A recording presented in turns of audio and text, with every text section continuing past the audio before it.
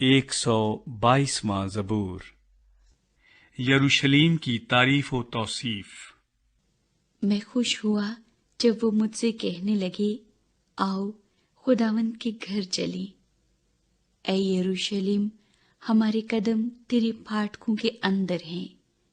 اے یروشلیم، تو ایسے شہر کی مانند ہے جو گنجان بنا ہو، جہاں قبیلے یعنی خداوند کے قبیلے اسرائیل کی شہادت کے لیے خداوند کے نام کا شکر کرنے کو جاتے ہیں، کیونکہ وہاں عدالت کے تخت یعنی داؤد کے خاندان کے تخت قائم ہیں۔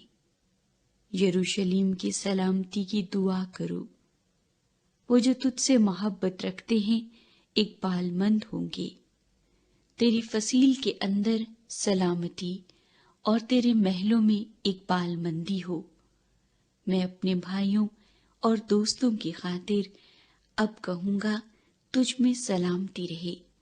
خداوند اپنے خدا کے گھر کی خاطر میں تیری بھلائی کا طالب رہوں گا۔